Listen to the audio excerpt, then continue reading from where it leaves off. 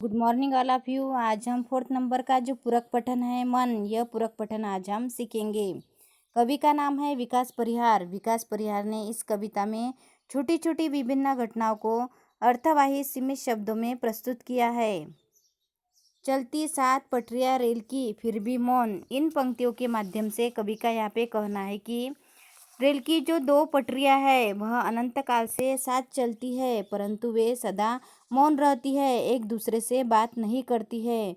उसी तरह हमारा जीवन भी है। हमारे जीवन में 2 जो पटरियां है वह सुख और दुख है। उन दोनों पटरियों के बीच में से हमारा जीवन चलते जा रहा है। जिस तरह से नदी को बहने के लिए 2 किनारे आवश्यक होते हैं, 2 किनारों के बीच में से नदी बहती है, उसी तरह हमारा जो जीवन है, हमारे जीवन में सुख और दुख यह 2 किनारे हैं और उसके बीच में से हमारा जीवन चलते जा रहा है। जिस तरह से रेल की 2 पटरियां है और 2 पटरियों के बीच में से रेल जा रही है, उसी तरह हमारा जीवन भी है। यही इन पंक्तियों के माध्यम से कवि का यहाँ पे कहना है।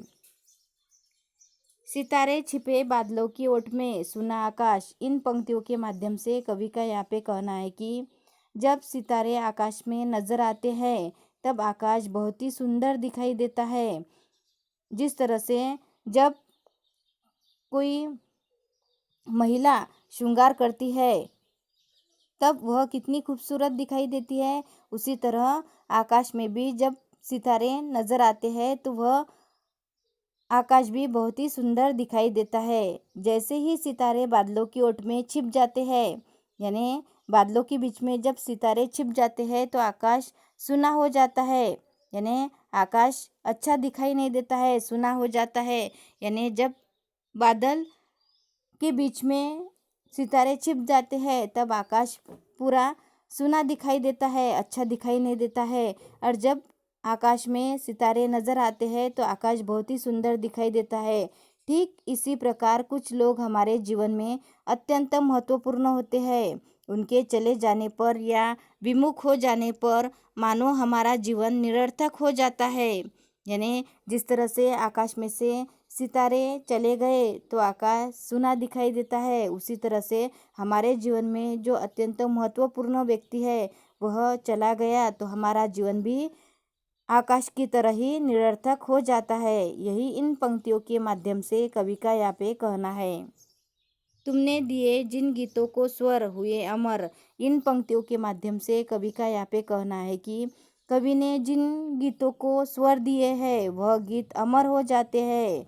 इसी प्रकार कवि अपनी रचनाओं के द्वारा समाज में परिवर्तन ला सकता है।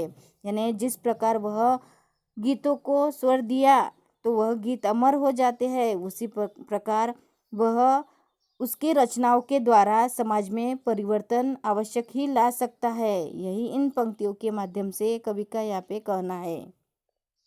सागर में भी रहकर मछली प्यासी ही रही। इन पंक्तियों के माध्यम से कवि का यहाँ पे कहना है कि सागर में बहुत जलाशय है, अथांग सागर है, बहुत पानी है, परंतु वह पानी खारा होने के कारण, अथांग जलाशय होने के कारण वह जो मछली है वह प्यासी ही रही है।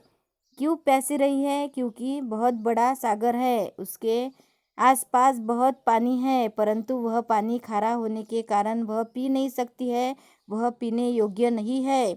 उसी प्रकार कोई व्यक्ति कितना भी बड़ा धनवान क्यों न हो, यानी जिस तरह सागर इतना बड़ा है उसमें कितना जलाशय है परंतु मछली प्यासी ही रही है ना, उसी तरह बहुत बड़ा धनवान है, उसके पास बहुत धन है, परंतु वह किसी ज़रूरतमंद की मदद नहीं कर सकता है, ज़रूरतमंद के काम नहीं आ सकता है, तो उसका जो धन है या उसका जो बड़प्पन है वह निरर्थक है। उसमें कुछ, वह जो धन है वह कुछ काम का नहीं है।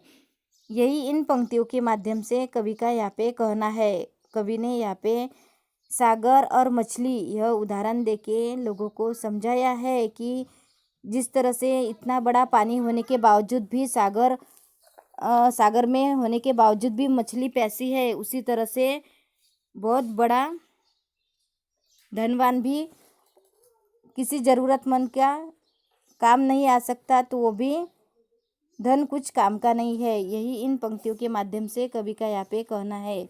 तो आज हमने इस तरह से 4th नंबर का जो पूरक पठन है मन, यह पूरक पठन सीखा है। बाकी का हम कल सीखेंगे। Thank you.